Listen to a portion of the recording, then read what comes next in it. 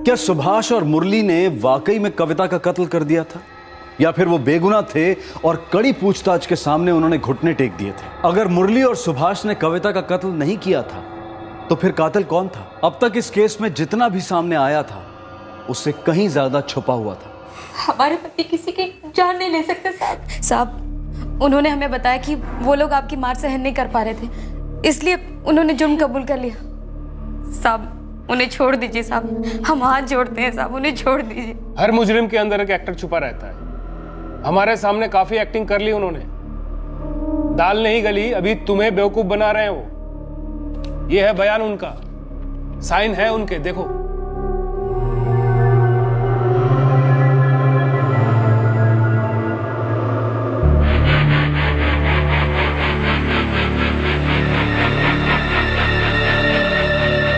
अब तुम हमें वहां ले चलोगे जहां तुम लोगों ने वो चाकू छुपाया। हमें वो चाकू गोदाम से मिला जहां तुम दोनों के पति काम करते हैं।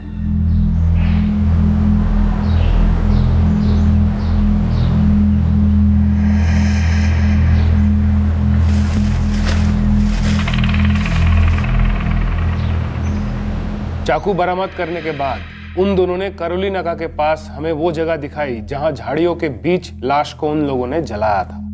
यही मारा था ना कविता चौहान को? यही मार के जलाया था ना? हाँ साहब।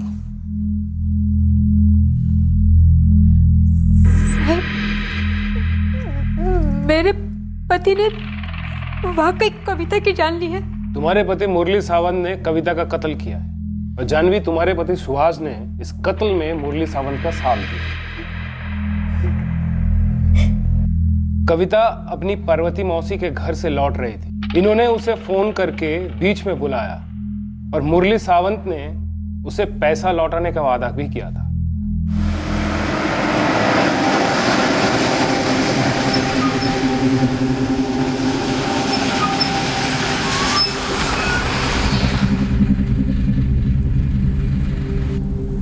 दे दो पैसे मुरली भाऊ, मुझे देर हो रही है। अरे तेरे पैसे देने के लिए तो तुझे बुलाया है। चल आ जा, यहीं पास में ही मेरा एक दोस्त पैसे लेकर आ रहा है, उससे उधार लेकर तुझे दे रहा हूँ। आज मेरे सर से बहुत बड़ा बोझ हल्का होगा। हाँ चल आ जा।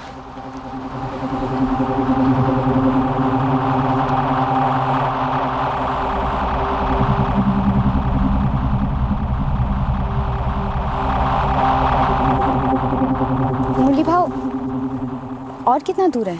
अरे बस पास में ही है, आजा आजा।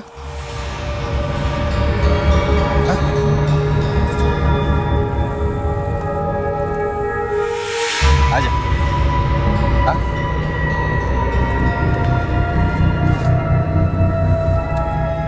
भाऊ, अगर आप इनसे पैसे उधार लेके मुझे दे रहे थे तो मैं सीधे गोदाम पे आ जाती कल। ये सब की क्या जरूरत थी? जरूरत है कविता, जरूरत भी और कारण भी। ये क्या बोल रहे हो भाऊ? मैं ये बोल रहा हूँ कविता कि आज के बाद तेरे और मेरे बीच में ये बाकी के 25,000 रुपए नहीं रहेंगे, कि आज के बाद तू ही नहीं रहेगी।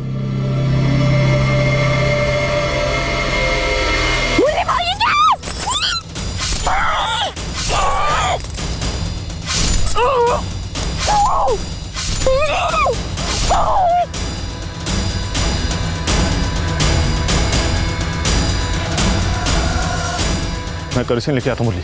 जल्दी कर सुभाष।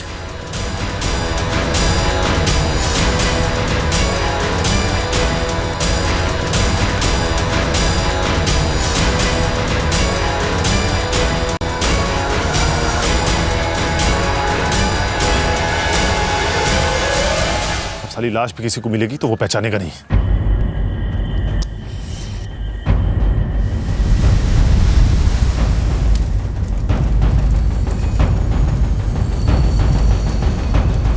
चल मुरली, चल सुभाष।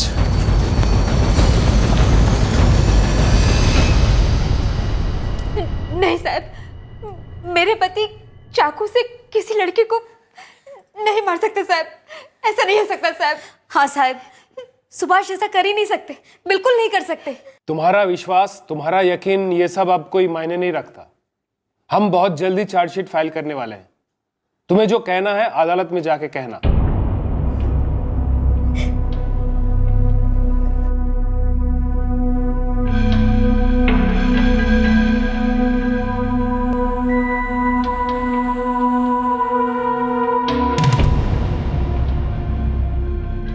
मार दिया उन्होंने कविता को। उन दोनों को तो फांसी हो जानी चाहिए। अब फांसी होगी या क्या होगा, इसका फैसला तो अदालत ही करेगी ना। फैसला क्या करना है, कबूल कर लिया उन्होंने तो फांसी देनी चाहिए।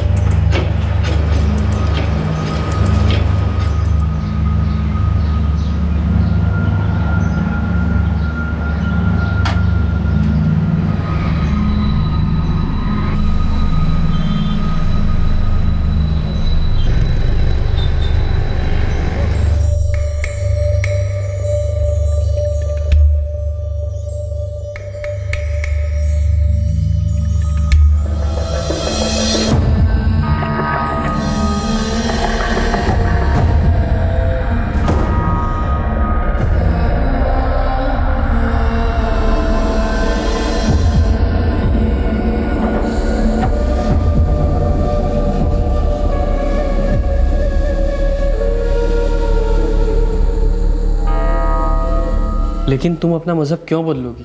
ताकि तुम्हारे अम्मी अबू का इरादा ना बदले रफीक। लेकिन मुझे अच्छा नहीं लगेगा अगर तुम अपना मजहब बदलोगी। लेकिन जैसे मैं थी, क्या वो उन्हें कबूल होगा? सर, पुलिस चार्जशीट के अनुसार आरोपी मुरली विट्ठल सावंत और सुभाष यतिन वाघमरे ने रमेश कदम और मरहूम आशा कदम की बेटी और कंप्लेनेंट गोपाल चौहान की पत्नी कविता चौहान का कत्ल किया है। आईपीसी 302 कत्ल के लिए, आईपीसी 120B क्रिमिनल कॉन्स्पिरेसी के लिए, आईपीसी 34 कॉमन इंटेंशन और 201 सबूत गायब करवाने के चार्ज लगाए गए हैं। सर, मेरे क्लाइंट मुरली विट्ठल सावंत और सुभाष यतिन वाघमारे दलील करते हैं कि वो दोषी नहीं है। पुलिस इन्वेस्टिगेशन और आरोपियों के बयान के बाद यह अदालत मुरली विट्ठल सावंत और सुभाष यतिन वाघमारे पर आईपीसी 302, 120B, 34 और 201 के चार्जेस लगाती है। आज से मुकदमे की सुनवाई शुरू होगी। मुरली सावंत और सुभाष वाघमरे पर कविता चौहान के कत्ल का मुकदमा शुरू हुआ। इन दोनों आरोपियों ने पुलिस के सामने कबूल किया था कि उन्होंने किस तरह से कविता का कत्ल किया था और फिर उसकी लाश को ठिकाने लगा दिया था।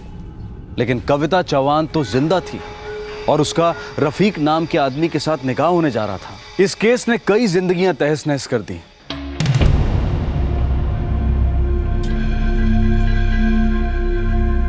मुरली सावंत के परिवार पर समाज की मोहर लग गई थी। एक खूनी का परिवार।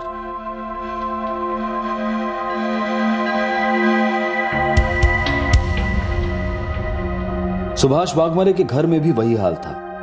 कोई मदद को तैयार नहीं और ऊपर से जिल्लत की बौछार।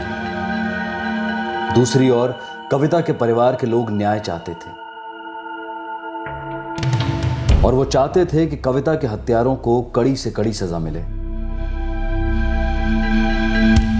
सब लोग यही मानकर चल रहे थे कि कविता मर गई है। इस केस की तहकीकात करने वाली पुलिस टीम भी यही मान रही थी कि कविता का कत्ल हुआ है।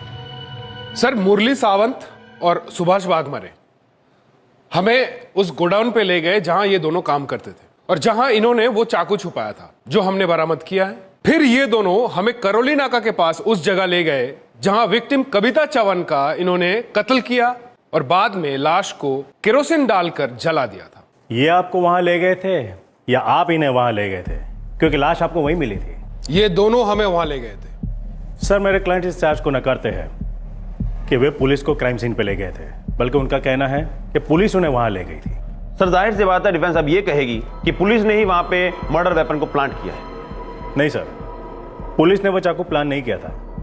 उन्हें वो चाकू वहां मिला था। हम इस चार्ज को नकारते हैं कि वो चाकू मर्डर वेपन है। मुरली सावंत एक मजदूर है और उस चाकू का इस्तेमाल बोरे के धागे काटने के लिए करता है। दोनों आरोपी जिस सीमेंट गोडाउन में काम करते हैं उसी गोडाउन से चाकू बरामद हुई, वो भी हेड सुपरवाइजर की मौजूदगी में। सच तो यह है सर कि मेरे क्लाइंट 3rd डिग्री टॉर्चर सह नहीं पाए और इसी डर में उन्होंने कबूल कर लिया कि वो कत्ल उन्होंने किया है। नहीं सर, सच ये है कि मुरली सावंत डरा हुआ था और उसके डर का कारण था कविता चौहान का उससे अपने हक के 25,000 रुपए की डिमांड करना, जो मुरली सावंत देना नहीं चाहता था। इसलिए उसने अपने दोस्त सुभाष वाघमरे के साथ मिलकर उसके कत्ल का षड्यंत्र रचा और फिर इस कत्ल को अंजाम दिया। मुरली सावंत के पास ठोस मोटिव था कविता चौहान का कत्ल करने का, 25,000 रुपए। ये चाकू क्राइम सीन से रिकवर नहीं हुआ है और ना ही इसे गोदाम में छुपाया गया था, बस एक जगह पे पड़ा था जहां रोज पड़ा होता है। ये कोई सबूत नहीं है सर। कत्ल करने के बाद छुरे को धोकर वापस अपनी जगह पर रख देना ये कोई रॉकेट साइंस नहीं है। पोस्टमार्टम रिपोर्ट के हिसाब से इसमें साफ लिखा है कि विक्टिम पर एक नहीं, दो नहीं, कई बार वार किया गया। सर, आरोपियों ने चाकू से शक की बूंदें हटाकर सोचा कि वो बच सकते हैं, लेकिन इससे यह हकीकत नहीं छुप सकती कि उनके पास कविता चौहान का मर्डर करने का एक ठोस मोटिव था और उन्होंने ही इस मर्डर को अंजाम दिया है।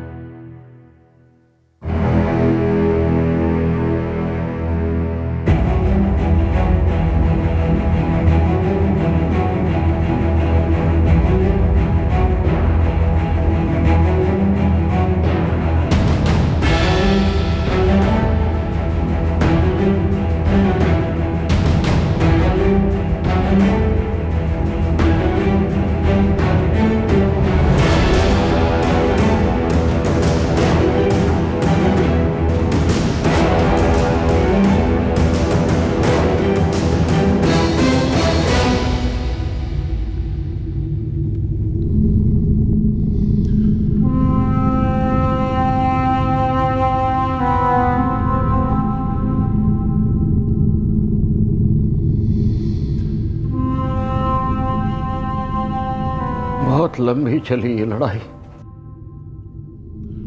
भगवान से प्रार्थना करता हूं इन दोनों को फांसी की सजा सुनाई जाए। दीदी वाकई में मुरली भाव के पीछे पड़ गई थी पैसे लेने के लिए? मुझे नहीं लगता बेटा।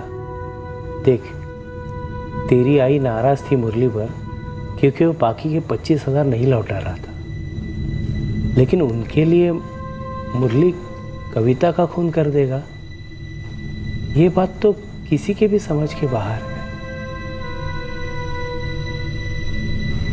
काश मेरे पास 25,000 रुपए होते, दे दिए होते कविता को। ये सब तो नहीं होता। कैसे नहीं होता मुरली? किस्मत इसे ही तो कहते हैं, करे कोई और भरे कोई।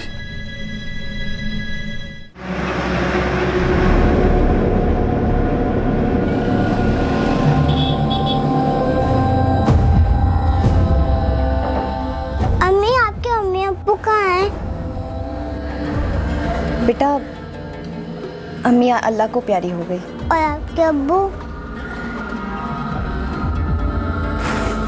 चलो बेटा, अपना बैग भर लो, मैं तुम्हारा टिफिन लेके आती हूँ, ठीक है? शबाना, नाज़नीन की बात को ऐसे क्यों काट दिया? अब्बू हैं तुम्हारे, भाई है, मौसी है। नाज़नीन उन सबको जानेगी, उनसे मिलेगी तो क्या बुराई है? बुरा तो तकदीर का खेल है रफीक। मैं आज तुम्हारे और नाज़नीन के साथ कितना खुश हूँ। काश मैं ये खुशी अपने घर वालों के साथ बांट सकती, लेकिन पता नहीं क्यों मैं कभी घर लौट ही नहीं पाई। कितनी बार दिल किया कि पार्वती मौसी से मिलूं, बाबा से मिलूं, रजनी से मिलूं।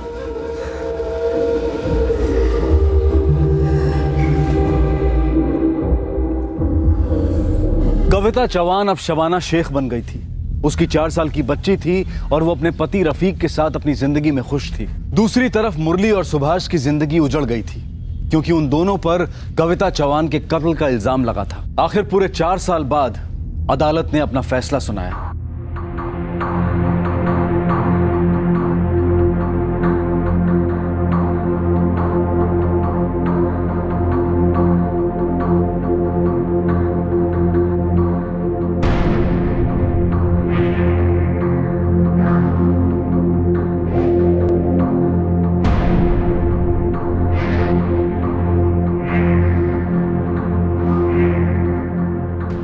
इस केस की पुलिस इन्वेस्टिगेशन और लैब रिपोर्ट साबित करते हैं कि कविता चौहान का कत्ल हुआ इसमें कोई दो राय नहीं है। प्रोसिक्यूशन ने यह साबित करने की कोशिश की कि मुख्य आरोपी मुरली विट्ठल सावंत की कविता चौहान के साथ पैसों को लेकर अनबन थी, जिसकी जड़ सालों पहले हुआ एक घर का सौदा था। मरहूम आशा कदम ने अपना पुश्तैनी घर मुरली सावंत को बेचा था, जिसके 25,000 रुपए वो उन्हें लौटा नहीं रहा था, और इसी लेन देन को मोटिव ऑफ मर्डर बताया जा रहा है। इस केस में मुरली सावंत के दोस्त गोडाउन सुपरवाइजर सुभाष यतीन बागमारे को भी को अक्यूज बनाया गया है। पर इस अदालत को इस केस में कत्ल के इरादे को लेकर सर्कमस्टेंशियल एविडेंस जो पेश किए गए हैं वो काफी नहीं है। प्रोसिक्यूशन द्वारा ठोस सबूत पेश न किए जाने के चलते यह अदालत फैसला सुनाती है कि मुरली सावंत और सुभाष बागमारे ने कविता चौहान का कत्ल नहीं किया। दोनों आरोपियों पर लगे सारे चार्जेस खारिज किए जाते हैं और यह अदालत मुरली विट्ठल सावंत और सुभाष यतीन वाघमारे को बरी करती है।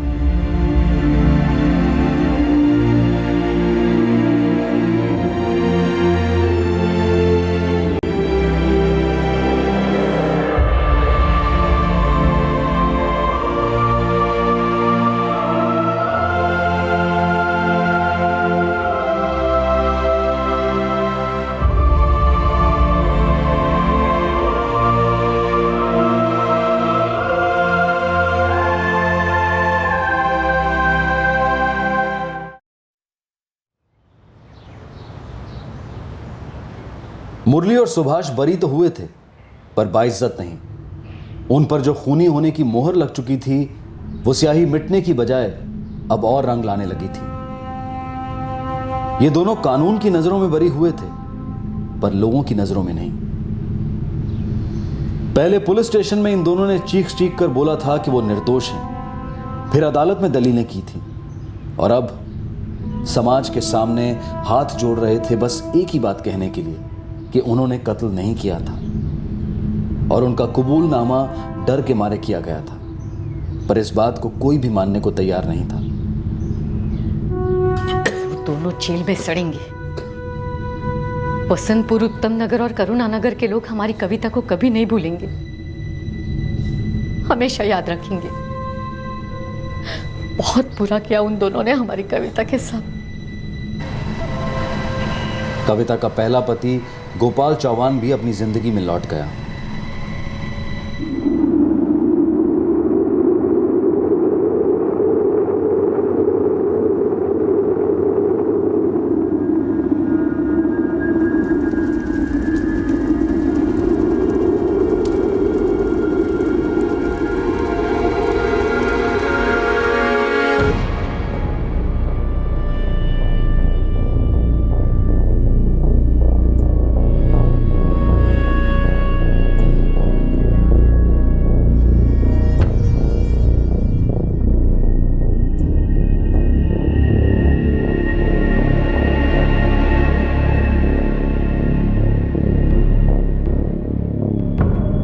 समय लगा, कठिनाइयां आई, पर आखिरकार मुरली और सुभाष की जिंदगी दोबारा पटरी पर आ गई। अगर इन पर कत्ल का कलंक नहीं लगा होता तो ये दोनों इससे काफी बेहतर और इज्जतदार जिंदगी बसर कर रहे होते। अब रिहा हुए 4 साल हो चुके थे, और फिर एक बार इन दोनों की जिंदगी में भूचाल आया।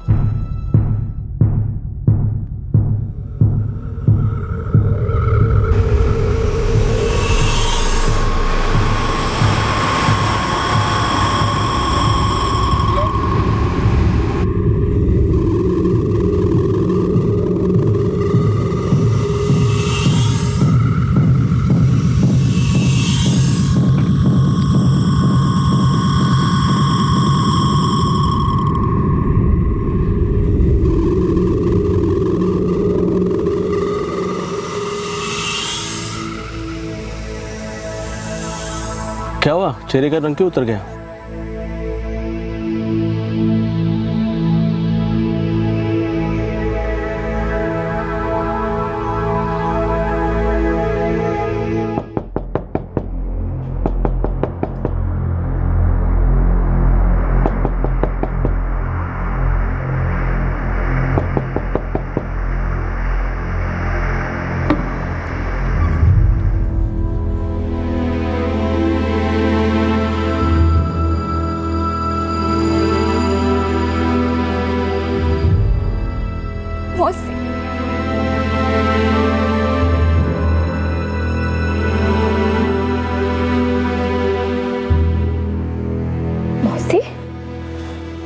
दामोदर मौसा, ये कब हुआ?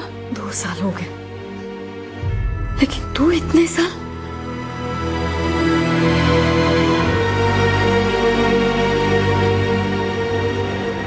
ये मेरी बेटी नाज़नीन और ये मेरे पति रफीक। नाज़नीन, रफीक? और मैं कविता नहीं हूँ, शबाना हूँ, शबाना रफीक शेख। कहाँ थी इतने साल? तुझे पता भी था कि तेरे गायब हो जाने के बाद यहाँ क्या हुआ? क्या हुआ? तुझे सच में पता नहीं? मौसी, मुझे सच में नहीं पता क्या हुआ है। हम सबको लगा तुझे किसी ने मार डाला। मैंने अपने अतीत को मार डाला। सबको लगता है कि तू मर चुकी है। सब लोगों को ऐसा ही लगता है कि मुरली और सुभाष ने तेरा कत्ल किया है। क्या? मुरली भाव? क्या बोल रहे हो मौसी? इतने साल मुकदमा चला, दोनों जेल में बंद थे। इसका मतलब वो सच कह रहे थे कि उन्होंने तुझे नहीं मारा। तो फिर वो लाश किसकी थी? लाश? तेरे गायब हो जाने के बाद एक लाश मिली थी। तेरे दामोदर मौसा को लगा वो तेरी लाश है।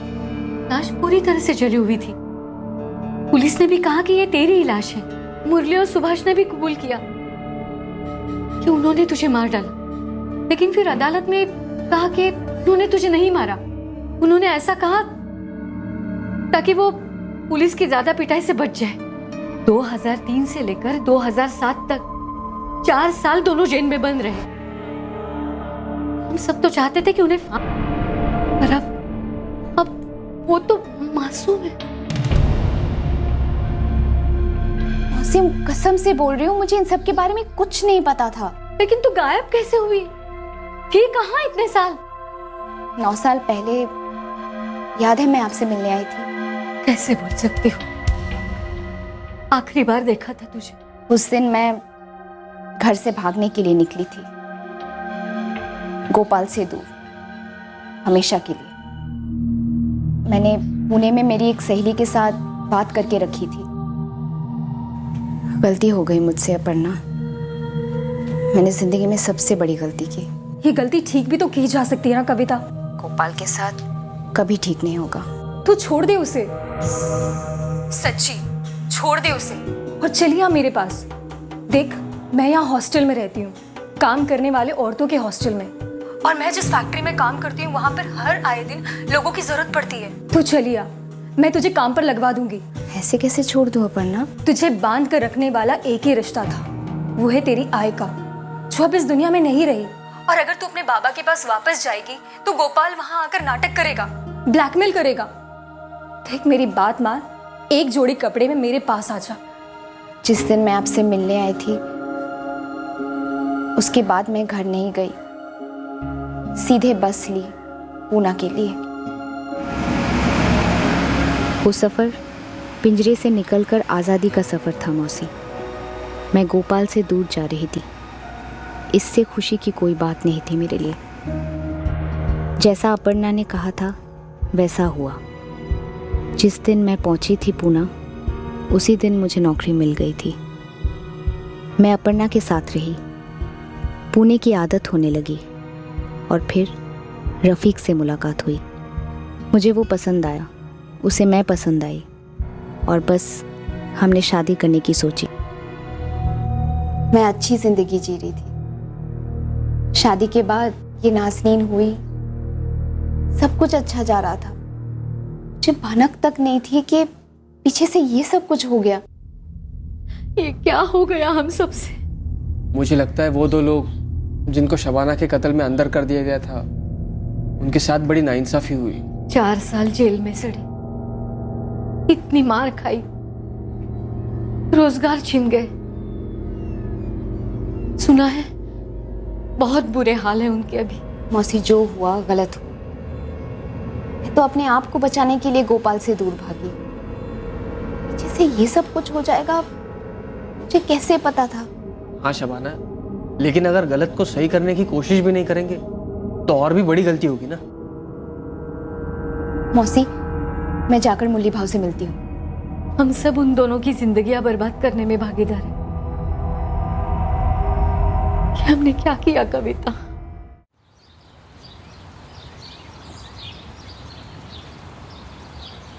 मुरली भाव,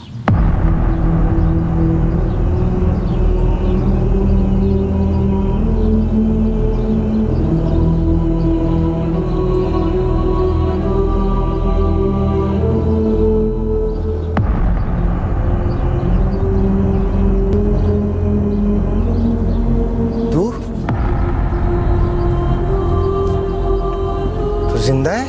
हाँ भाव, मैं जिंदा हूँ और मुझे अभी अभी पता चला है कि इतने सालों में आपके साथ क्या क्या हुआ है।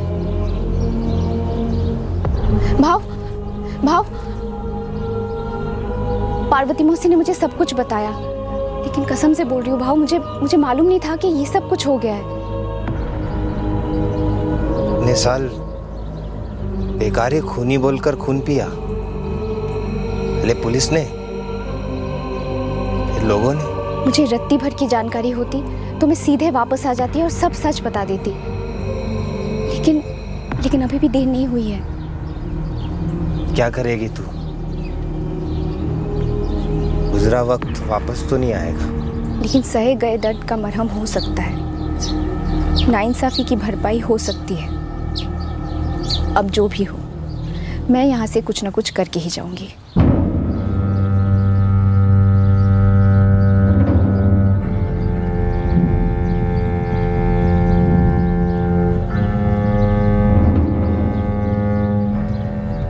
सुभाष, कविता हमारे साथ पुलिस स्टेशन आएगी, कोर्ट में भी जाकर सब सच बताएगी। सच? मुरली, सच?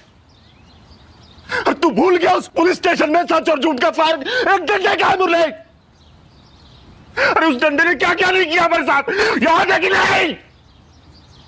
उस डंडे से बचने के लिए हमने झूठ बोला कि इसका कत्ल हमने किया है। 4 साल 4 साल हम लोग जेल में चले और 4 साल के बाद अब जिंदगी सजा दे रही है, समाज सजा दे रहा है।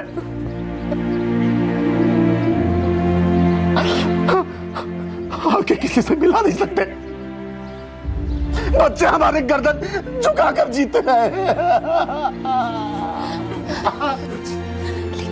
लेकिन काका, सब कुछ बदल सकता है। मेरा तुझसे कोई लेना देना नहीं था, और तेरी वजह से मेरी पूरी जिंदगी बर्बाद हो गई। काका, मैं पुलिस और अदालत में जाके सब कुछ सच बता दूंगी। आप एक बार चलिए तो सही।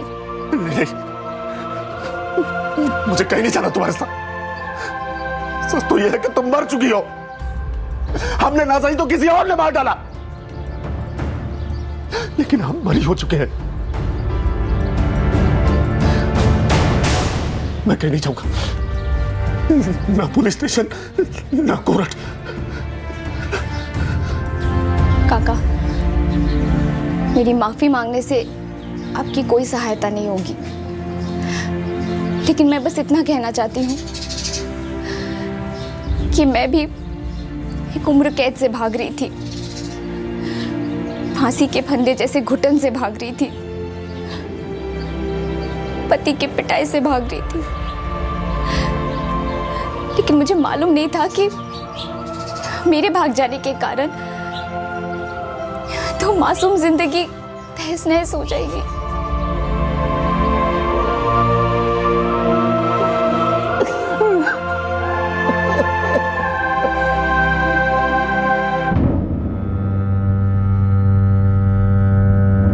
मुझे मालूम नहीं था कि मेरे भाग जाने के बाद पीछे से इतना सब कुछ हो गया। 9 साल हो गए, इन दोनों को बरी कर दिया गया है। बेकार में केस फिर से खोलने का क्या मतलब? क्योंकि मैं जिंदा हूँ सर, और ये साबित करना ही पड़ेगा कि मैं जिंदा हूँ। ये जरूरी है कि मुरली भाऊ और सुभाष काका के हक बहाल हो। इन्हें सबूत ना होने के कारण से छोड़ा गया, और अब कोर्ट और सारी दुनिया में ये जानना जरूरी है कि केस की असली सच्चाई क्या है। देखो, ये साबित हो चुका था कि वो लाश तुम्हारी थी। लेकिन सर, पूरी दुनिया के सामने आना चाहिए मैं जिंदा हूँ, और इनकी गिरफ्तारी गलत थी, और जिस तरह से ये समाज पेश आ रहा है वो सबसे गलत। इस सब से इनके जिंदगी के 9 साल लौटा पाओगे तुम? अगर मैं उन पर लगाया हुआ कलंक मिटा सकती हूँ तो वो अगले 9 साल और अगली सारी जिंदगी ये दोनों सर उठा के जी सकेंगे। इज्जत और आज़ादी भी तो कोई चीज़ होती ना साहब।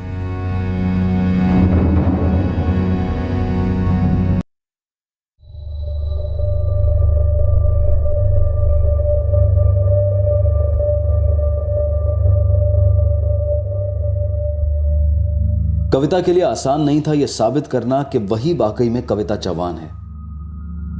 डीएनए टेस्टिंग के बाद यह साबित हुआ कि कविता चौहान उर्फ शबाना शेख एक ही शख्स है। सर, गोपाल मुझे बहुत तकलीफ देता था। उससे मैं दूर भागना चाहती थी। एक दिन मौका मिला तो मैं भाग गई, लेकिन मैंने ये गलती की कि मैंने ये बात किसी भी अपने को नहीं बताया, ना पार्वती मौसी को, ना दामोदर मौसा को, और ना ही मेरे सौतेले पिता रमेश चौहान को।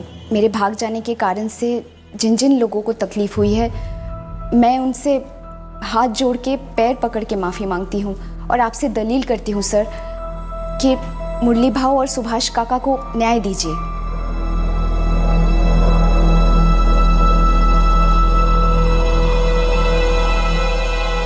यह अदालत इस बात को कबूल करती है कि इस केस में पुलिस इन्वेस्टिगेशन और इस अदालत ने भी भूल की है, गलत किया है। 2 बेगुनाह लोगों पर इल्जाम लगा कि उन्होंने एक औरत का कत्ल कर दिया जबकि वो औरत जिंदा है। सर, इन्वेस्टिगेटिव ऑफिसर भी ये मानते हैं कि उनसे चार्जेस फ्रेम करने में भूल हुई है, पर लेबोरेटरी ने कंफर्म किया था कि लाश कविता चौहान की है। इसीलिए पुलिस ने भी मान लिया कि लाश कविता की ही है और पुलिस का पूरा शक मुरली सावंत पर था और उसने भी कबूल किया और सबूत भी दिए। इसलिए मेरी अदालत से गुजारिश है कि इन्वेस्टिगेशन को लेकर पुलिस को दोषी न ठहराया जाए। कोर्ट ये मानती है कि पुलिस ने लैब द्वारा भेजी गई गलत रिपोर्ट पर अपनी इन्वेस्टिगेशन जारी रखी, जिस बात के लिए पुलिस को दोषी नहीं ठहराया जा सकता। लेकिन कोर्ट इस बात को नजरअंदाज नहीं कर सकती कि 2 बेगुनाह नागरिकों के साथ हमारे हाथों अन्याय हुआ है, नाइंसाफी हुई है। कोर्ट इन दोनों के खिलाफ दर्ज किए गए और खारिज किए गए मुकदमे को नल एंड वाइड मानती है और ऑर्डर पास करती है कि इस केस को दोबारा खोला जाए और अज्ञात महिला की मौत का केस दर्ज किया जाए और तहकीकात शुरू की जाए।